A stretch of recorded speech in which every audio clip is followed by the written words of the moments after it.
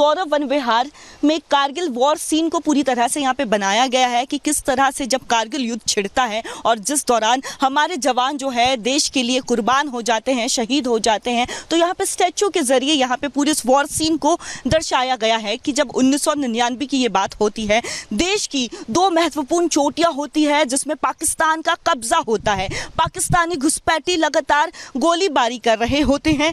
ऐसे में हमारे वीर जवान किस तरह से वहां पे पहुंचते हैं, उन दोनों चोटियों को पाकिस्तान के कब्जे से मुक्त करवाते हैं और इसमें कई ऐसे जवान होते हैं शहीद भी हो जाते हैं। तो बेसिकली देखिए इस पूरे वन विहार में उसी को दर्शाया गया है, स्टैचूज के माध्यम से दर्शाया गया है। यहाँ पे देखिए आपको स्निपर्स भी नजर आ रहे होंगे, हमारे जवान भी नजर आ रहे होंगे, लेकिन और अगर हम आगे चल करके आपको तस्वीरें दिखाएंगे तो देखिए किस तरह से यहाँ पे दुश्मनों को भी दिखाया गया है कि हमारा जवान जो है वो किस तरह से दुश्मनों को मार रहा है, दुश्मन जो है किस तरह से बंदूक ताने हमारे जवानों के सामने खड़ा हो जाता है, लेकिन हमारे जवान जो है वो डरते नहीं है क्योंकि देश के लिए कुछ कर गुजरने का जोश इस तरह से था कि वो दुश्मनों के छक्के छुड़ा देते हैं, पसीने छूट जाते हैं हमारे जवानों को देख करके। तो शहीद मनोज कालिया के गांव से ये रिपोर्ट आप देख रहे थे हमारी सहयोगी कोमल की।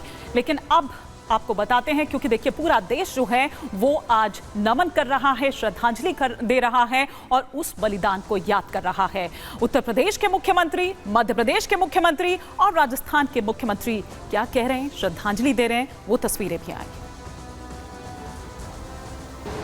कि भारत हम इसलिए सुरक्षित हैं क्योंकि दिन और रात, सुबह और शाम मौसम के प्रतिकूल परिस्थितियों का सामना करते हुए हमारा बहादुर जवान भारत की सीमाओं की रक्षा करने के लिए पूरी दृढ़ता के साथ खड़ा है। मैं आज के इस अवसर पर अपने सभी बहादुर जवानों को इस बात के लिए आश्वस्त कर रहा हूं कि राज्य सरकार सीमा की सुरक्षा करने वाले, पूरे समर्पण भाव के साथ कार्य करने वाले उन सभी बहादुर जवानों के साथ सदैव खड़ी है और जिस भी स्तर पर सहयोग की आवश्यकता पड़ेगी हम सेना के मनोबल को आगे बढ़ाने के लिए सेना के साथ कदम से कदम मिला करके राज्य सरकार सदैव सहयोग करने के लिए तत्पर रहेगी। 25 साल हो गए, ये बहुत कठिन युद्ध था। भारतीय सेना के साथ हम सब के लिए गर्व का क्षण है जब हम न केवल भारत दुनिया के सामने अपनी सीमाओं को पुनर्स्थापित करने के लिए, जीत का डंका बजाने के लिए और एक गौरवशाली इतिहास लिखने के लिए आगे बढ़ा था। मैं ऐसे सभी अमर शहीदों को विनम्र श्रद्धांजलि भी अर्पित करता हूं और सेना को बधाई देता हूं। देश उनके साथ खड़ा है, जब भी चुनौती आएगी सेना हमारी सब तरह से समर्थशाली है, वो हर कठिन परिस्थिति में विजय का डंका बजाती है। विजय दिवस रजत जयंती के अवसर पर मैं उन सभी कारगिल के शहीदों को नमन करता हूं, प्रणाम करता हूं कि जिन्होंने अपनी मातृभूमि के लिए अपने आप को समर्पित कर दिया। और आपने देखा होगा कि जिस तरह से उन दुर्गम पहाड़ियों पर और माइनस टेम्परेचर में हमारे उन जाबाजों ने कारगिल विजय को किया। मैं ऐसे उन सभी सूरवीरों को, उन शहीदों को नमन करता हूं।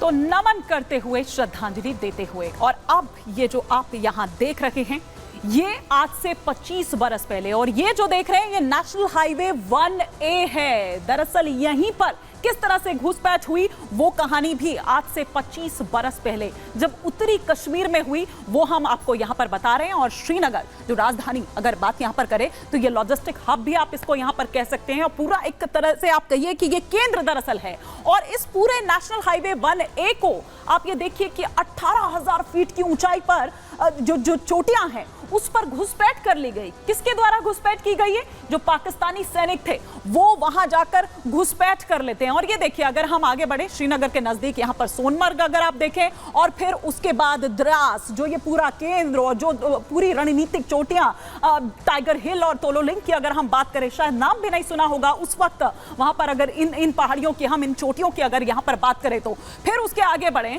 तो आप ये देखिए कि ये 1A जो है, ये यहाँ पर ये कह दिया गया कि इसे आप खत्म कर दीजिए, क्योंकि यही दरअसल ये ऑल वेदर रोड, आप रसद कह लीजिए, आप आर्म्स कह लीजिए, यहां से आप ये कहिए कि हमेशा यहां पर से जो भी सप्लाई होनी है वो दरअसल इसी के जरिए यहां पर की जाती थी। तो ये हम आपको दिखा रहे हैं कि किस तरह से यहां पर जब वो घुसपैठ की गई, उनको ये कहा गया कि नेशनल हाईवे 1A इसको खत्म कर दिया जाना चाहिए। ये आदेश पाकिस्तान को दरअसल मिला था और उन्होंने जगह जगह पर घुसपैठ वो कर ली थी, अपनी अपनी पोजीशन वहां पर ले ली थी। लेकिन जैसे ही भारतीय सैनिकों को इसकी जानकारी लगती है तो सेना हो, वायुसेना हो, उनको यह कह दिया गया कि इस नेशनल हाईवे 1A की आपको रक्षा करनी है बाय हुक और क्रुक, किसी भी कीमत पर आपको इसकी रक्षा करनी है। और फिर जो हुआ वो हम सबके सामने है। हाँ, ये अलग बात है कि इसके लिए हमें जो हमारे 527 जो हमारे सैनिक हैं उनको ये कुर्बानी देनी पड़ी। लेकिन ये जो देखिए, उन्हीं ये टाइगर हिल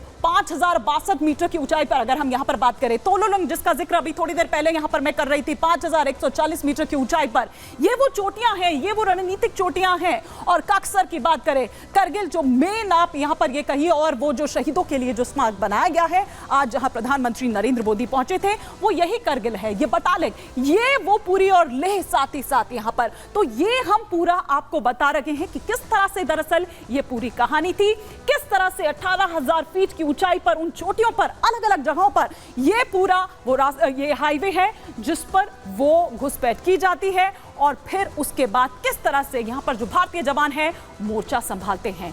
लेकिन एक शख्स ऐसा भी था जिसने इस घुसपैठ की जानकारी दी कि पाकिस्तानी जो सैनिक है वो घुसपैठ कर चुके हैं। ताशी नामग्याल क्या कह रहे हैं, आइए आपको सुनवाते हैं। ताशी जी, आपने क्या देखा था 1999 में जिसके बाद सेना को जानकारी दी थी? जी, तो मेरा यह गुम हुआ था मैडम जी, तो यह को ढूंढने गया था। यह तो मेरे पास बिनोकुलर था, तो हमारे गांव का नाला एक बड़ा, वहाँ गया तो हम एक बरारू बोलते हैं नाम बकरी रखने का, वहाँ देखा तो कोई ऊपर बर्फ़ ज़्यादा था टॉप में, तो नीचे हरियाली घास निकला हुआ था। तो वहाँ रास्ता के जो बर्फ़ के बीच में रास्ता जैसा नज़र आया तो मैंने वहाँ से देखते देखते कि बंजू टॉप में हमारे पहले दादा दादियों ने दिव्य दीप्तों को मनता था वहीं, तो वहाँ 6 बंदे नज़र आए मेरे को। तो ये लोग बिल्कुल हरकत कर रहा था, पत्थर ढूंढ रहा था, बर्फ़ हट रहा था। तो फिर मैं हैरान हो गया, तो वहाँ 5-10 मिनट तक मैंने देखते हुए फिर वापस आ गया। तो हमारे 3 पंजाब यूनिट था जो हाथ, तो मैंने 3 पंजाब को रिपोर्ट दे दिया, सर मैं इस तरह यक ढूंढने के लिए आया था, वहाँ कोई आदमी नज़र आया, छानबीन करना आपका फ़र्ज़, मैं रिपोर्ट देने के लिए आया हूँ, आगे करना आपका फ़र्ज़, बल्कि मैंने इससे करके रिपोर्ट दे दिया मैडम जी। तो मैंने रिपोर्ट देने के बाद 8 दिन में लड़ाई शुरू हो गया।